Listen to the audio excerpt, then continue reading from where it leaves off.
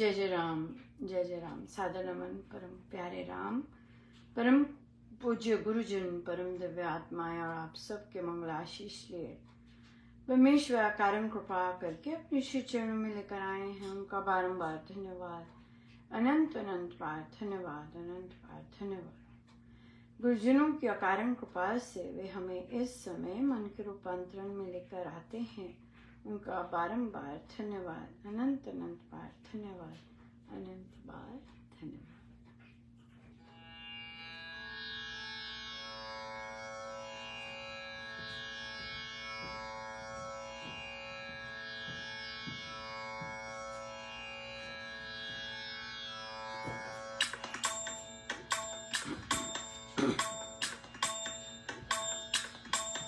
भगता दे कारज आप करो तापने, काज करा वन आया राम।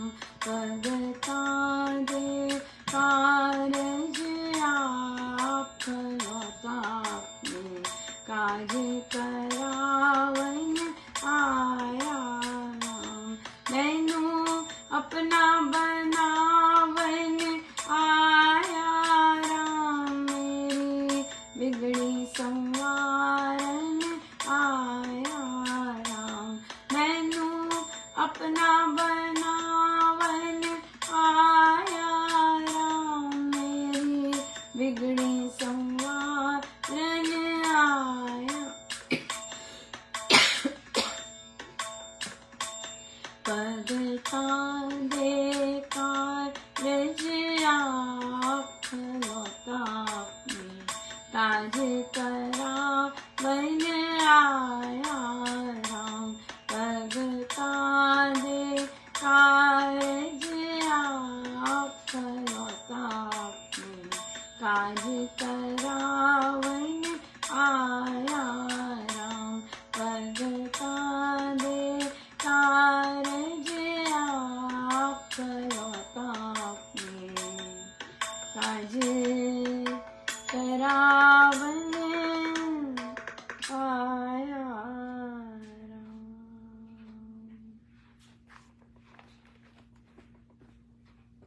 श्री कथा प्रकाश जी,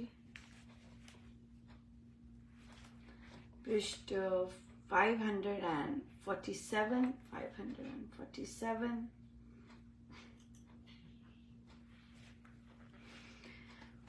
चौथा प्रसंग। पुष्कर के मेले पर पंडितों ने एक परिषद लगाई। उसमें निर्णय योग्य विषय यह उपस्थित किया गया कि धर्म में युक्ति का, तर्क का कितना अधिकार है। पूरे 2 दिन तक वाद विवाद होता रहा। पंडितों ने अपने पक्ष की पुष्टि में प्रमाण देने के लिए अपनी पोथियों के पन्नों को उलट पुलट कर श्रोताओं के कान कड़वे कर दिए, परंतु किसी के हाथ पल्ले कुछ भी ना पड़ा। अंत में एक बंगीय विद्वान बोला, महाशय, तर्क एक उत्तम तुला है। इसके बिना व्यवहारिक ज्ञान का तोल माप ठीक नहीं रहता। संसार को यह अवश्य जाननी चाहिए। इससे जगत के सभी व्यवहार सिद्ध होते हैं। संशयशील को समझाने में ये काम आती है। वादी को निरुत्तर बना देने में ये काम की शक्ति है, परंतु फिर भी इसका क्षेत्र भिन्न है। इस तुला से सब वस्तुएं नहीं तोली जा सकती। लकड़ियों को, कोयलों को और पत्थरों को तोलने वाली तुला से कस्तूरी और सोने को तोलने बैठ जाना जैसे बहुत बुरी बात है, ऐसे ही विषयों से, वासनाओं से, वैर विरोध से, वाद वितंडना से, विकार युक्ति बुद्धि से उत्पन्न तर्क द्वारा आत्मा परमात्मा के स्वरूप का पार पा जाने का निश्चय करना केवल दुस्साहस ही समझना चाहिए। धर्म में तो परम प्रमाण शब्द है और अनुभव ज्ञान है। तर्क तो एक ऐसा वाण है जिसका लक्ष्य साकार पदार्थ है, निराकार वस्तु से इधर ही गिर जाता है। यह वह गाड़ी है जिसके पहिए कच्चे और लचकीले हैं। इस पर आरूढ़ होकर आध्यात्मिक कैलाश की ऊंची चोटी पर चढ़ने का प्रयत्न करना केवल परिश्रम ही है। इस पतंग की पहुंच सूर्य लोक में नहीं है। पक्ष विपक्ष के पक्षों को ही फड़काते रहने वाला तार्किक पक्षी महाशय के उस पार को नहीं पहुंच पाता। इसकी गति सीमित है, इसका क्षेत्र सर्वथा परिमित है, अनंत पद इसकी गम्यता से बाहर है।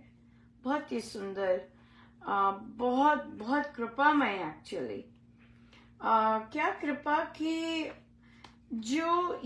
जो परमार्थ है और ये निराकार है, राइट। और ये अनुभव का ज्ञान, अनुभव का क्षेत्र है, और इसमें हम तर्क वितर्क से नहीं, इसमें इस क्षेत्र में नहीं जा सकते। जो केवल तर्क वितर्क ही कहते रहते हैं वो केवल व्यवहारिक इधर ही रहते हैं।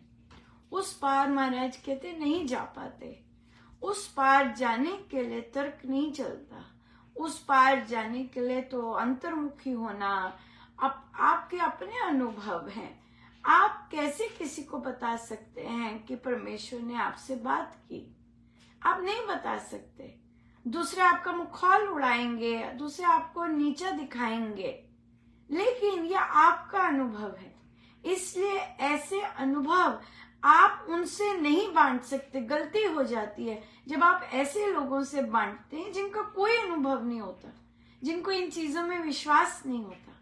आप उनके साथ ऐसे अनुभव नहीं बांट सकते। और महाराज तो बहुत कृपा करते हैं कि ऐसे लोगों के साथ ये बांटे भी ना जाए। तभी मुझे संपूर्ण विश्वास होता है जब महाराज यहाँ पर कुछ लिखवाते हैं, वो एक सिलेक्ट जेंट्री के लिए होता है, वो सबके लिए नहीं होता। मुझे 100% पता है कि हर एक कोई नहीं पढ़ता, राइट। हर एक कोई नहीं पढ़ता, उसकी नजर ही नहीं जाएगी। लेकिन जिसको विश्वास है, जिसको स्वयं के अनुभव हुए हैं, वो इसे पढ़कर स्वयं भी आनंद लेता है और खुद के भी अनुभव बांटता है, राइट। सो आज क्या हुआ, दो सत्संग में काइंड ऑफ सिमिलर वार्ता हुई, लेकिन उनके जो रिस्पॉन्सेस थे बहुत अलग थे। एक सत्संग में एक साधिका जी को अनुभव होता है और अनुभव होते हैं प्रभु के, लेकिन उनका जो बाहरी रूप है वो थोड़ा सा डिफरेंट हो जाता है। मतलब वो बाल खोलेंगे और उनका जो बाहर की स्थिति होती है वो थोड़ी सी भय देने वाली होती है। लेकिन शब्द जो होते हैं, शब्द यही होते हैं, वे उनके गुरुदेव आगे होते हैं और वे गुरुदेव से कह रहे होते हैं, महाराज प्रभु इन विघ्नों को मेरे रास्ते से हटाइए, इन विघ्नों को। सो यहाँ पर हो सकता है कि विघ्न या किसी रूप में प्रस्तुत होते हों, और जब वे अपने गुरुदेव से प्रार्थना करती हैं। एक दूसरी जगह पर भी सत्संग हो रहा था और वहां एक साधिका जी नाच उठी एकदम सत्संग में, श्री अमृतवाणी जी के पश्चात जय हनुमान जी महाराज, जय हनुमान जी महाराज, और वो खड़े होके नाचने। उन्हें साक्षात हनुमान जी महाराज के दर्शन हुए, राइट। सो इसलिए जो दूसरा एरिया है वहां पर हर रोज जाप हो रहा है। उस गांव में हर रोज जाप हो रहा है, हर घर में डिफरेंट घर में हर रोज जाप हो रहा है। कमाल की बात है। और सबको भूख हो गई, हमारे घर जाप हो, हमारे घर जाप हो, हमारे घर जाप हो, ऐसे हर रोज जाप हो रहा है। और फिर मंगलवार के जाप में सारे के सारे जब इकट्ठे होते हैं तो बहुत बहुत महाराज पधारते हैं, साधकों को अनुभूतियां होती हैं बहुत जबरदस्त, राइट। सो इस तरह के हो रहे हैं। तो जो पहला केस है उन्हें डेफिनेटली अपनी साधना बढ़ानी चाहिए, क्योंकि जो बाहरी रूप अगर भय देता है किसी को, किसी तरह का आवेश, तो वहां पर जाप अपना बढ़ा देना चाहिए और विशेष जपयोग के साथ जाप करना आरंभ करना चाहिए। और ताकि जितने भी विघ्न, जितना भी इस तरह का कष्टदायी चीजें होती हैं वो शांत हो सकें। पर सत्संग में आना, निरंतर जाप करना, ये बहुत आवश्यक है। ये बहुत, और भारी मात्रा में जाप करना, सब ठीक हो जाता है। राम नाम तो इतने पावरफुल हैं, कुछ भी, कोई भी चीज, कोई भी ग्रंथियां हैं, हाँ, सो सारी ग्रंथियां हैं, गांठें बंधी हुई अंदर, वो सब खुल जाती हैं, सभी, बिल्कुल पूर्ण विश्वास है। करना चाहिए। आज एक प्रश्न आया कि बच्चे जब अपना करियर चूज करते हैं तो क्या ये कामना है? तो महाराज ने कहलवाया, नहीं, कामना नहीं है, ये लक्ष्य है आत्मनिर्भरता का। क्योंकि हम बिल्कुल नहीं चाहेंगे कि बच्चे अपने पेरेंट्स पर निर्भर रहें और अपने पेरेंट्स का खाएं। नहीं, ये आत्मनिर्भरता का लक्ष्य है। और ये चाहे बच्चा है या बच्ची है, ये दोनों को करने होते हैं पूर्ण। ये उनका कर्तव्य है अपने प्रति। खाना कैसे है, खाएंगे कैसे, ये कामना नहीं है। फिर इसी पर प्रश्न आया कि बच्चे यंग हैं और फिर बाहर दूर विदेश में उनकी एडमिशन हो जाती है, तो मन में यही आता है कि कैसे रहेंगे, इतनी दूर जाना ठीक है कि नहीं, परिवार साथ नहीं होता। बच्चे बालक हैं, राइट? और उनसे पूछा कि बच्चे की क्या वो क्या चाहते हैं। कहते नहीं, वो तो उसी ने सब कुछ किया है, वो तो पूर्ण रूप से तैयार है और स्कॉलरशिप पे जा रही है। लेकिन फिर भी होता है कि पता नहीं, जाना चाहिए कि नहीं, अकेले होंगे, कैसे डील करेंगे। देखिए, जब बच्चा रेडी होता है तो बच्चा कर लेता है। जब बच्चा घबराता है, नहीं मैं कैसे करूं, मुझसे नहीं होगा, तो बच्चे से मुश्किल होता है। लेकिन जब बच्चा इस तरह की इंडिपेंडेंस के लिए तैयार होता है तो वो कर लेता है।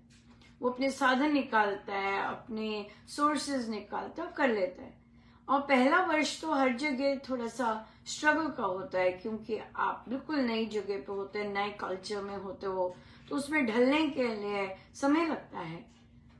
फूड हैबिट्स चेंज होने के लिए उसमें समय लगता है, राइट? फिर आप अपने परिवार को मिस करते हैं, उससे एडजस्टमेंट होती है। हाँ, सारा काम खुद करना होता है, A to Z सारा का सारा काम खुद करना होता है, उसमें एडजस्टमेंट होती है, राइट? ट्रैवल के लिए कुछ पता नहीं होता, कहाँ जाना है, क्या करना है, कैसे करना है, कुछ पता नहीं होता, राइट? रहना कहाँ है, कैसे रहना है, कहाँ रहना है, कुछ पता नहीं होता। ये पहला साल इन्हीं चीजों में निकलता है। तो बच्चे को सपोर्ट देनी चाहिए, बच्चे को प्रोत्साहन देना चाहिए, क्योंकि बच्चे ने चुना है वो रास्ता अपने लिए। तो इस तरह से उसको सपोर्ट देनी चाहिए, rather than कि तेरे को कहा था ना जा, तेरे से नहीं होगा, इस तरह के नकारात्मक स्टेटमेंट्स नहीं देने चाहिए। नहीं बेटा, तेरा डिसीजन है, तू कर लेगा, तू कर लेगी, चाहे बिटिया है, हाँ तू कर लेगी, तेरा डिसीजन है ना, तू कर लेगी। और हम हैं ना साथ, बिल्कुल है। और अपना राम नाम लो, जाप करो, सत्संग से कनेक्ट हो और करो। ये चीजें बहुत इंपॉर्टेंट होती हैं। जब हम बाहर जाते हैं, बच्चे बाहर जाते हैं, तो एक ऐसी चीज से कनेक्ट होना बहुत अच्छा लगता है कि मैं अपने रूट से कनेक्ट हो गई, है ना? ये चीज जो आपको अंदर शांति दे, अंदर आपको जितना भी स्ट्रेस है जूझने की शक्ति दे। कई लोग जल्दी आ जाते हैं, कई लोग तत्काल इसमें आते हैं, कई लोग समय लेते हैं, है ना? डिफरेंट चीजों से जूझते हुए करते हैं। जब कोई पैंतरे नहीं आते तो आते हैं, वापस आएंगे भी। इसलिए बच्चों का प्रोत्साहन करना। हाँ, अब यहाँ पर माँ का एरिया नहीं है ये डिसाइड करना कि बच्चा जाए करना जाए। माता पिता का एरिया है फंड्स, माता पिता एरिया है सपोर्ट, माता पिता का एरिया है कि हम किस तरह बच्चों को मेंटली और फिजिकली सपोर्ट दे सकते हैं, राइट। ये कहना कि तुम नहीं कर पाओगे, नहीं ये नहीं करना, ये, और या तुम नहा जाओ, तुम अकेले कैसे रहोगे, ये माँ का, माता पिता का एरिया ही नहीं है, ये बच्चे का एरिया है। माता पिता का एरिया है ही सपोर्ट देने का, बच्चे को सपोर्ट देना, बच्चे को प्रोत्साहन देना, बच्चे को पॉजिटिविटी देना, बच्चे को आश्वासन देना कि हम हैं, चिंता नहीं करनी है, सो तुम अपना लक्ष्य पूरा करो, ये काम होता है। ये काम कि वो अकेला कैसे रहेगा, परिवार से दूर है, कैसे, ये सब आपके नहीं है आपका एरिया नहीं है, ये इसमें नहीं घुसना। आपका दायरा केवल सपोर्ट देने का है, मटेरियल, इमोशनल, ये सपोर्ट देने का है, फाइनेंशियल, या ये सब सपोर्ट देने का है। चैलेंजिंग तो कौन सी चीज चैलेंजिंग नहीं होती, सब चीजें चैलेंजिंग होती है, लेकिन अगर बच्चे ने जाने का सोचा है तो फिर उसे सपोर्ट ही चाहिए आपकी, और कुछ नहीं, मेहनत उसने करनी है ना, ये चीज है सब कुछ। सो इसलिए हम ध्यान दें कि हमारा दायरा कौन सा है। अगर हम दायरे का ध्यान देते हैं तो बहुत अच्छा रहता है, बहुत सुखद रहता है। लेकिन हम जब बच्चों में वो घुसने लग जाते हैं या उन्हें रोकने लगते हैं या इमोशनली पीछे करते हैं, वो सही बात नहीं है। बच्चे को पॉजिटिव, बच्चे को हमेशा इस तरह के वर्ड से प्रोत्साहित करते रहना चाहिए। आजकल तो बहुत पेरेंट्स करते हैं, बट इमोशनली भी पीछे नहीं हटाना चाहिए ना। या बच्चे को और क्या चाहिए पेरेंट्स से, फाइनेंशियल चाहिए और इमोशनल सपोर्ट, है ना। ये बात है कि मैं एक जगह तो अपनी खुल के बात कर सकता हूँ, रो सकता हूँ, अपनी परेशानी शेयर कर सकता हूँ, सॉल्यूशंस ढूंढ सकता हूँ, है ना, ये बात है। सो करना चाहिए, इस तरह से करना चाहिए। सो गुरुजनों का बहुत बहुत धन्यवाद, बहुत बहुत। आइए हम सीधे होके बैठे।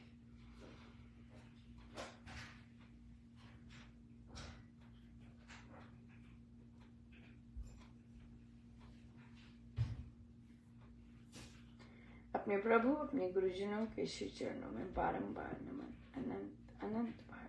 जय जय राम।